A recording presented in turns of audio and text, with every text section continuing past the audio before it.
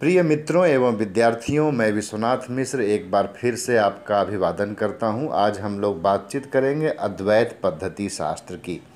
अद्वैत पद्धति शास्त्र बादरायण सूत्र के जो 14 सूत्र हैं उनमें से पहले के 5 सूत्रों के आधार पर बनाने का प्रयास किया गया है। और इस पद्धति शास्त्र के जरिए किस प्रकार से हम सनातन परंपरा के आधार पर समाज विज्ञानों के लिए एक पद्धति शास्त्र का निर्माण कर सकते हैं, इसका एक प्रयास किया गया है।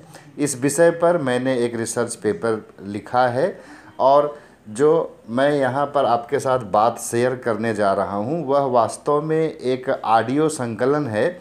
और वह ऑडियो संकलन मेरे एक भाषण का है, जो भाषण मैंने एक फैकल्टी डेवलपमेंट प्रोग्राम के अंतर्गत दिया था।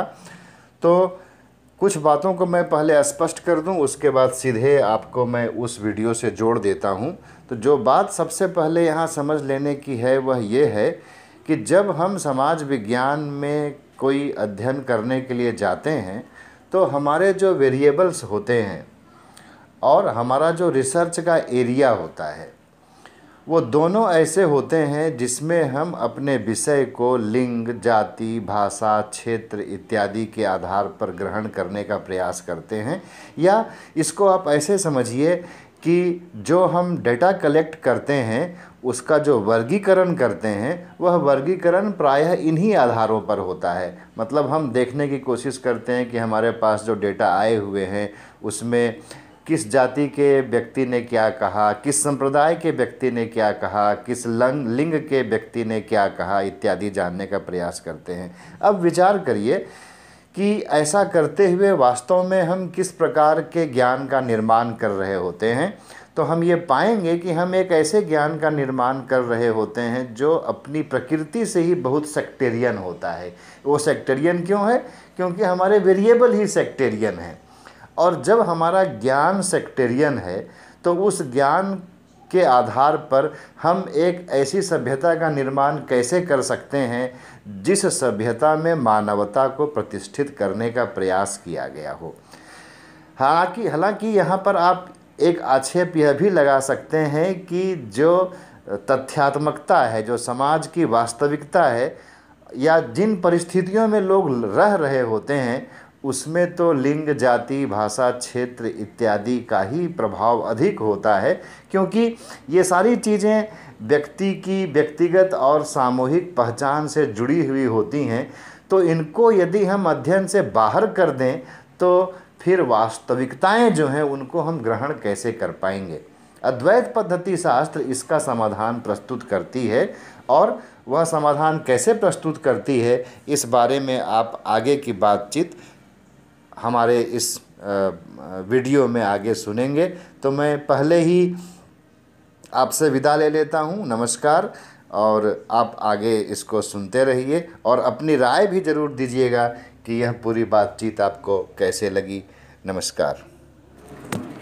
आदरणीय अध्यक्ष महोदय शर्मा सर और हमारे पैनल की कोई स्पीकर जिनके बारे में मैं कहना चाहूँगा, किम किम न साधयति कल्पलतेव विद्या। तो इतने बड़े डिस्कोर्स को उन्होंने समेट लिया है और अध्यक्ष महोदय ने मेरे लिए 20 मिनट का टाइम मुकर्रर किया है। इस लिहाज से जो बातें मैं आपसे करना चाहता था उसके बजाय कोई दूसरी बात करना चाहूँगा समय के प्रतिबंध को देखते हुए। उच्च शिक्षा में उच्च मानक हम कैसे स्थापित कर सकते हैं और उसका भारतीय परिप्रेक्ष्य क्या हो सकता है, इस मुद्दे पर मैं आपसे जो बात करना चाहता हूं वह मेरे खुद के अनुभव हैं। मेरी एक 4 फरवरी को बुक आई ऑक्सफोर्ड से, इसको लिखते समय जो मुझे अनुभव हुआ उसको आधार बना करके, और जो सोशल साइंस में, मैं पॉलिटिकल साइंस का हूँ तो पॉलिटिकल साइंस का हूँ में जो रिसर्च मेथडोलॉजी है और जो अभी काम हो रहा है दुनिया में जिन्हें हम बड़े काम के रूप में देखते हैं, उन सबों को आधार बनाकर मैं कुछ बात आपसे कहना चाहूँगा। सबसे पहले जब हम लोग पीएचडी करवाने लगते हैं, और आप भी सब करा रहे होंगे और नहीं करा रहे हैं तो वो समय जल्दी ही आने वाला है। मेरे एक रिसर्च स्टूडेंट की पीएचडी में कुछ ऑब्जेक्शन आ गए, और वो ऑब्जेक्शन बहुत अच्छे थे। बाद में अच्छा करके उसको भेजा गया। वहीं से कुछ चीज़ों को शुरुआत करके मैं आपको बातचीत कहता हूँ।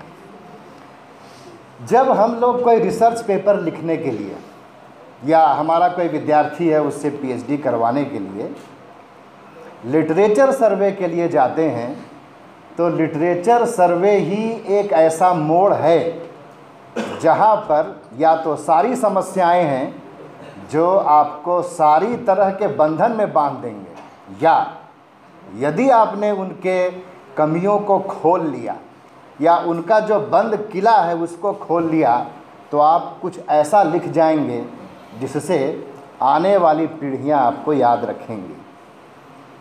हम लोग सामान्यतः जब लिटरेचर सर्वे करते हैं तो उसमें हम लोग फाइल कार्ड एनालिसिस सिस्टम को अपनाते हैं। ये ठीक वैसा ही होता है। ये ऑथर सेंट्रिक है या बुक सेंट्रिक है। कौन किताब है, कौन लेखक है, कब प्रकाशित हुई, क्या उसकी आइडिया है, ऐसा करके 10, 20, 25, 30 किताबों का हम लोग लिटरेचर सर्वे कर लेते हैं।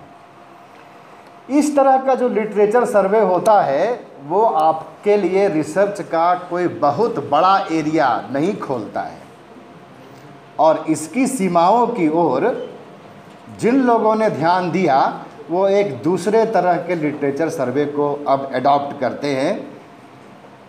दो बड़े नाम मैं यहाँ लेना चाहूँगा। एक तो ग्राम्सी ने वैसा करके लिखा है, और दूसरा एडवर्ड सईद ने ओरिएंटलिज्म में लिखा है, जिसके लिए वे लोग जिस मेथडोलॉजी का इस्तेमाल करते हैं वह है स्ट्रेटेजिकल लोकेशन मेथडोलॉजी।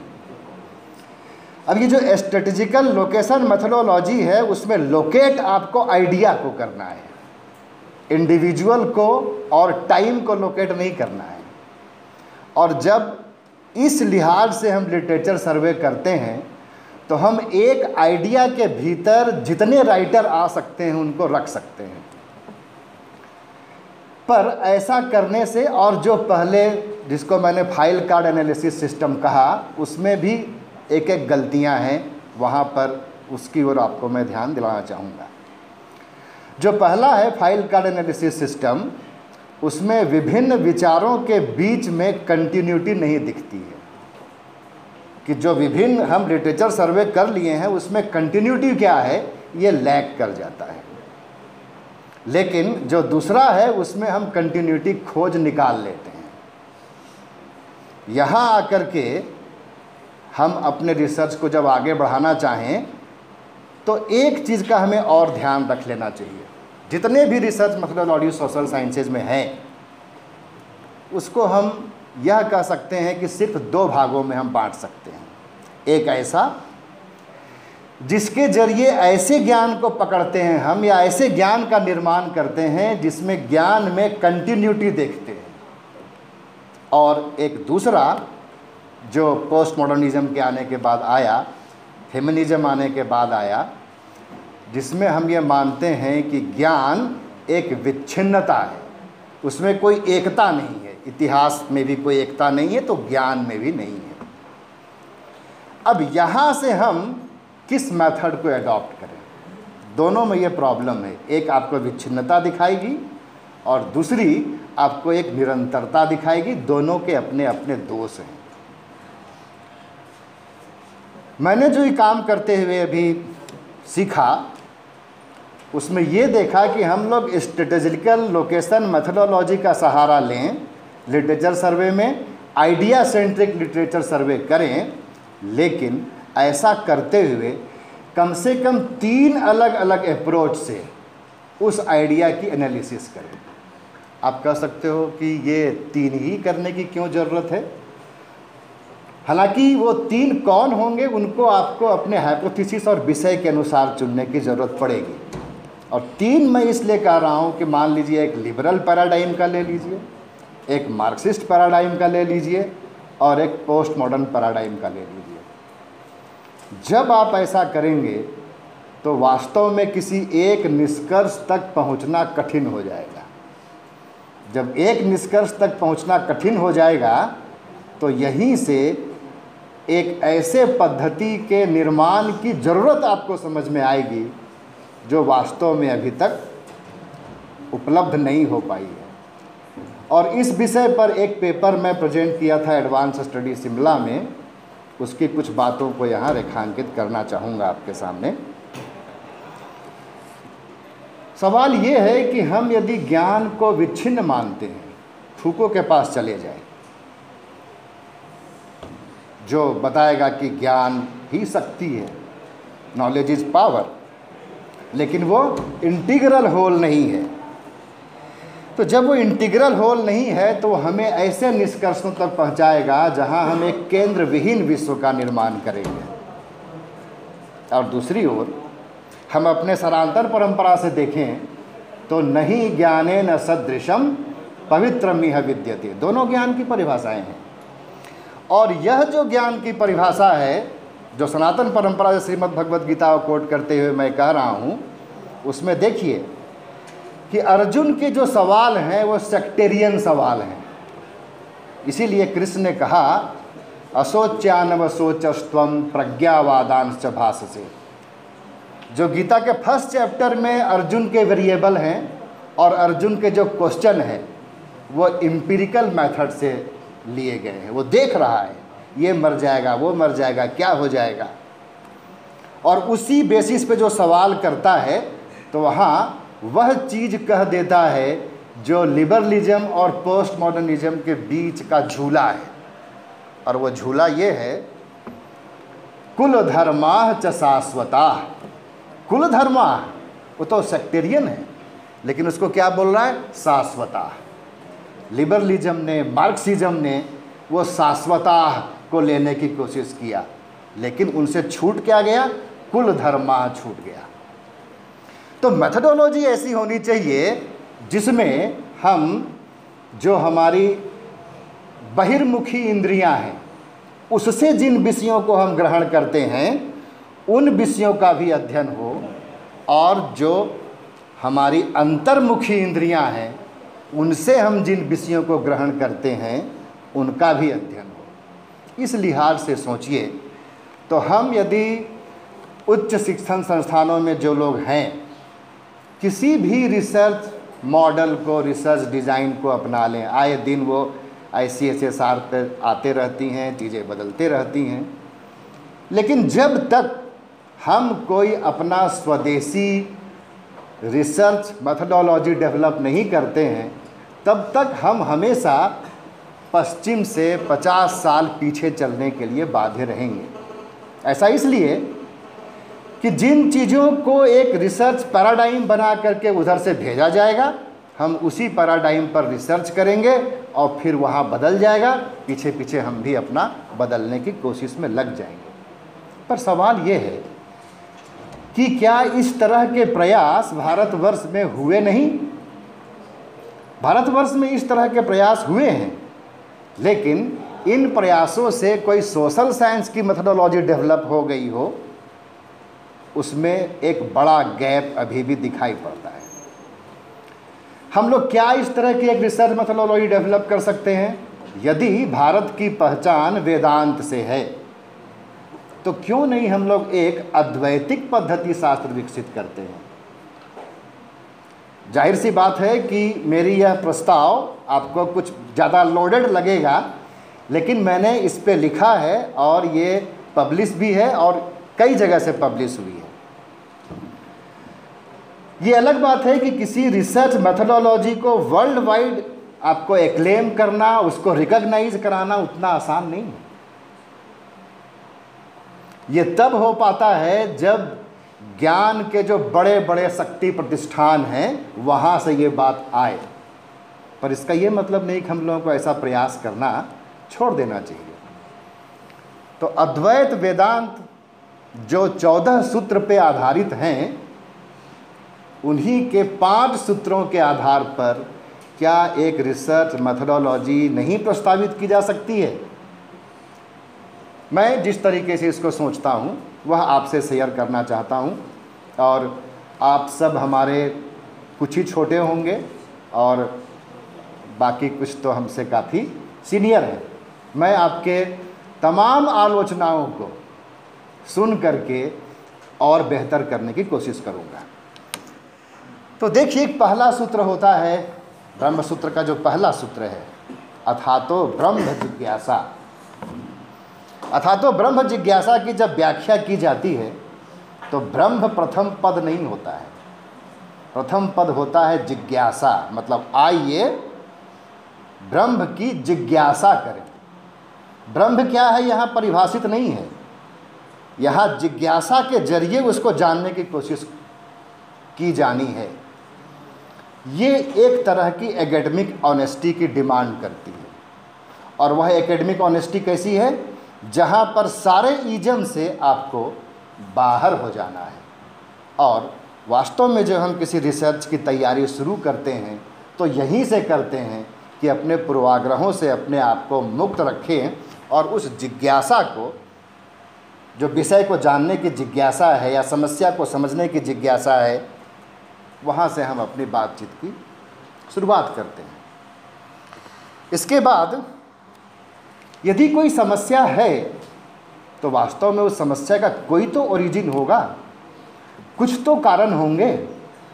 और जब ऐसे कारणों को हम समझने की कोशिश करते हैं और इसके लिए जब ऑब्जेक्टिव नॉलेज का इस्तेमाल करते हैं तो ऑब्जेक्टिव नॉलेज में भी बहुत सारी कमियां हैं। इस पर बहुत कुछ लिखा जा रहा है, लिखा गया है। ऑब्जेक्टिव नॉलेज की कमी क्या होती है, मैं आपको बहुत संक्षेप में, ताकि समझा जा सके, कहने की कोशिश करूं। ऑब्जेक्टिव नॉलेज वह नॉलेज होता है जिसका वेरिफिकेशन उस नॉलेज से बाहर होता है, बस वही है ऑब्जेक्टिव नॉलेज। क्या करते हैं इस तरीके से अध्ययन पद्धति में हम लोग? इस तरह के अध्ययन पद्धति का जब इस्तेमाल करते हैं ऑब्जेक्टिव नॉलेज गेन करने के लिए, तो सत्यापन कैसे किया जा सकता है, भौतिक सत्यापन कैसे किया जा सकता है, इसके लिए हम कुछ पैरामीटर बनाते हैं। और पैरामीटर कैसा होगा? मान लिए हम समाज का अध्ययन कर रहे हैं तो वह पैरामीटर हमारा जाति हो जाता है, क्षेत्र है, भाषा है, लिंग है, ये सब है। तो जब हम ज्ञान के निर्माण में ऐसे पैरामीटर्स को लेते हैं तो विचार करिए, उसमें मानवता कहाँ है? क्या वो लिंग में मानवता है, जाति में मानवता है, भाषा में मानवता है, क्षेत्रीयता में मानवता है? वास्तव में मानवता इन सबों में भी है और इनसे ऊपर भी है। ऐसा होता है। तो इस हालत में जो हमारी रिसर्च मेथोडोलॉजी होती है, एकदम देखिए अद्वैत वेदांत का जो दूसरा सूत्र है, दूसरा सूत्र होता है जन्माद्यस्य यतः। मतलब यह जगत कहाँ से उत्पन्न होता है और किसमें विलीन हो जाता है। वेदांत तो इसको इस तरीके से लेके चलता है, लेकिन जब इसको एक रिसर्च मेथोडोलॉजी के रूप में हम प्रयोग में करते हैं तो कोई ज्ञान कैसे प्रभावी होती है, किन कारणों से प्रभावी हो गई है और वह कब तक स्थिर रहेगी और कैसे उसका एक दूसरा विकल्प सामने आ जाता है, इस मुद्दे पर फोकस करने का, अध्ययन करने का प्रस्ताव इस सूत्र के द्वारा होता है। हमारे सोशल साइंसेज में 70-80 के दशक से एक सिद्धांत का बहुत प्रभाव है जिसको हम लोग कहते हैं सिस्टम थ्योरी। और सिस्टम थ्योरी में हम लोग ये कहते हैं कि जो अलग अलग क्षेत्र के नॉलेज हैं उनको इंटीग्रेट किया जाए, इंटीग्रेशन ऑफ नॉलेज। उसका एक बड़ा भारी फार्मूला होता है। आपको आश्चर्य होगा कि जब बादरायण ये 14 सूत्र लिख रहे हैं तो तीसरा सूत्र उनका होता है तत्तु समन्वयात। तत्तु समन्वयात का मतलब होता है कि उस ब्रह्म को हम जगत से परे भी देखें और जगत के भीतर भी देखें। जगत से परे देखने वाला नॉलेज सिस्टम अलग है और जगत के भीतर देखने वाला नॉलेज सिस्टम अलग है। इन सबको इंटीग्रेट करने की ज़रूरत है। ये तत्व समन्वयात उस चीज़ पर जोर देता है। इसके जरिए सिस्टम थ्योरी ने जिस तरीके से नॉलेज को इंटीग्रेट करने की कोशिश की है वो इंटीग्रेशन यहाँ पॉसिबल है, लेकिन उससे आगे बढ़कर जो चीज़ है वो बहुत उसकी एक ब्यूटी है। वो ब्यूटी ये है कि ब्रह्म को हम टाइम हो रहा है अभी अभी टाइम है ना? अच्छा। उस ब्रह्म को जानने के लिए हम लोग दो तरह के साधन का सहारा लेते हैं, जिसको हम लोगों ने एक सदेह मुक्ति और एक विदेह मुक्ति वाला प्रयास कहा था। तो जब सदेह मुक्ति और विदेह मुक्ति है, इस जगत में रह कर के मुक्त होने वाला नॉलेज और इस जगत से मुक्त कर देने वाला नॉलेज, इन दोनों के इंटीग्रेशन की संभावना यहाँ पर हमको मिलती है। जो तीसरा सूत्र मैंने बताया, तत्व समन्वयात, और इसके आगे का जो सूत्र है उसे हम लोग कहते हैं शास्त्र योनित्वात्। शास्त्र योनित्वात् में ब्रह्म को सभी शास्त्रों का मूल नहीं कहा गया है। ध्यान देने की बात है, सभी शास्त्रों का मूल वह ब्रह्म नहीं है, बल्कि सभी शास्त्रों के द्वारा जिसको सिद्ध कर दिया जाता है। तो सभी शास्त्रों को के द्वारा जिनको सिद्ध किया जाता है वह यहाँ ब्रह्म है, और सोशल साइंस में हम उसको यदि कहेंगे तो उसको मानवता कहेंगे। तो मानवता को स्थापित करने वाले ज्ञान पद्धति का अभी की दुनिया में अभाव है। अभी जिस ज्ञान परंपरा को हम दुनिया में देखते हैं, जिस भी सिविलाइजेशन के हैं, उसमें ज्ञान मनुष्य को खंडित इकाई के रूप में देखता है। और अर्जुन से बात की शुरुआत मैंने इसीलिए किया था कि जब वह एम्पिरिकल क्वेश्चन कर रहा है भगवान से, तो वह भी अपने आप को अहिस्टोरिकल, असोशल ह्यूमन बीइंग की तरह देख रहा है, जैसा कि वेस्टर्न रेनेसा ने मनुष्य को परिभाषित किया है। और इसीलिए फिर भगवान कहते हैं कि तुम तो विद्वानों की तरह बोल रहे हो, जो सोचना चाहिए वो सोचते नहीं हो। फिर जब कृष्ण भगवान कुछ उससे संवाद करते हैं तो वो अपना एम्पिरिसिज्म का स्टैंड बदल लेता है और उसके बाद रैशनलिस्ट अप्रोच अप्लाई करता है दूसरे अध्याय के समापन पर। तब वो कहता है, भगवान तुम्हारी बात को हम क्यों मान लें, क्योंकि तुम तो कह रहे हो कि ये वाला उपदेश तुम सूर्य को दिए थे और हम देख रहे हैं कि तुम तो अभी हो हमारे सामने। यह रैशनलिस्ट अप्रोच है। इस रैशनलिस्ट अप्रोच का भी श्रीमद् भगवद गीता में खंडन दिखाया गया है, और ये दोनों ही पद्धतियाँ खंडित हो जाती हैं श्रीमद् भगवद गीता में। पोस्ट मॉडर्निज्म में भी ऐसा है, एम्पिरिसिज्म भी उसमें खंडित किया गया है और रैशनलिज्म भी उसमें खंडित हुआ है, लेकिन वह एक ऐसे विश्व का निर्माण करता है जिसका कोई केंद्र नहीं है। केंद्र इसलिए नहीं रखना चाहता क्योंकि जब भी कोई केंद्र बन जाएगा तो वह सत्ता की एक संरचना बन जाएगी और उससे नॉलेज प्रभावित है। शक्ति ही ज्ञान को परिभाषित करती है। इसलिए देखिए, कृष्ण अपने जीवन काल में सभी शक्ति की संरचनाओं को तोड़ देते हैं। पांडव भी नहीं है, कौरव भी नहीं है, खुद उनके जो अपने यादव थे वो भी नहीं है। लेकिन इसके जरिए जिस तरह के ज्ञान व्यवस्था का निर्माण होता है वह ऐसी ज्ञान व्यवस्था है जिससे मानवता की रक्षा हो सकती है। और यह तब हो पाएगी जब मनुष्य को समझने के लिए हम जो ऑब्जेक्टिव पैरामीटर्स हैं उसकी कमियों को भी समझने का प्रयास करें। और ऑब्जेक्टिव पैरामीटर्स की कमियों को समझने के पश्चात जब भगवान कृष्ण कहते हैं अर्जुन से, अर्जुन का सवाल तो वही था कि भगवान हम करें क्या, तो लास्ट में बताया अपने ही शरण में जाओ। 18वें अध्याय में तमेव शरणम गच्छ।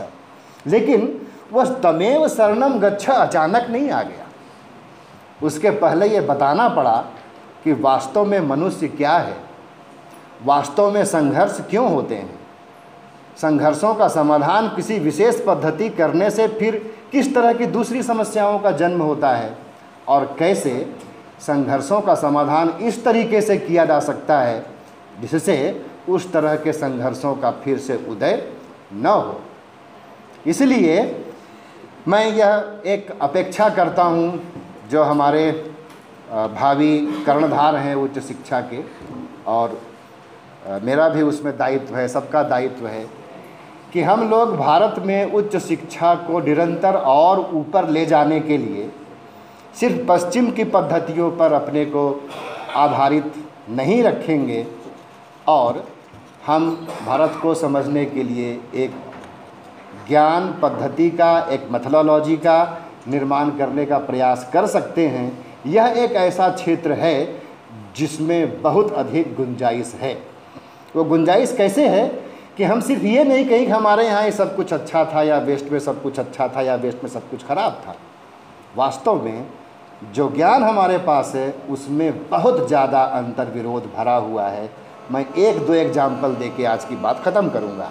जैसे राष्ट्रवाद, राष्ट्रवाद के बारे में हम लोग पढ़ते हैं, इस बात पर थोड़ा गौर करिएगा कि राष्ट्रवाद एक मॉडर्न कॉन्सेप्ट है, पॉलिटिकल कॉन्सेप्ट है। चलिए, बहुत अच्छी बात। तो जो मॉडर्न मैन है उसको परिभाषित करते हुए कहते हैं कि ये समाज से कटा हुआ है, ये अहंकारी है और यह स्वार्थी है। तो एक सवाल तो यहाँ किया जा सकता है ना कि ऐसा मनुष्य राष्ट्रवादी क्यों होना चाहेगा। और वास्तव में जहाँ पर राष्ट्रवाद के उत्पन्न होने की संभावना है, मैं पॉलिटिकल साइंस का विद्यार्थी हूँ, एटिकस का अंत्येष्टि भाषण रिपब्लिक में आप पढ़िए, वह बिल्कुल वही बात कहता है जो हमारे यहाँ अपने हृदय में दुर्गा की देश की प्रतिमा गढ़ के रखें, जैसा कि बंकिम चंद्र चटर्जी कहते हैं कि उस ग्रीक की प्रतिमा को जब अपने हृदय में गढ़े रहोगे तब जा कर के इसका उन्नयन होगा। वहाँ राष्ट्रवाद क्यों नहीं आया? आने की तो पूरी संभावना वहाँ है। इस तरह के एक उदाहरण के जरिए मैंने आपको कॉन्ट्राडिक्शन दिखाने की कोशिश किया है। इसी तरह के कॉन्ट्राडिक्शन से हमारा जो मॉडर्न नॉलेज है वो भरा पड़ा हुआ है और उसको दूर करने के लिए हमें एक और अध्ययन पद्धति की ज़रूरत है जिसमें मानवता ध्येय हो। मेरी बातें आपको पता नहीं अच्छी लगी कि नहीं, लेकिन आप लोगों ने मुझे बुलाया। मैं आयोजकों का और आप सबका तहे दिल से आभार व्यक्त करता हूँ।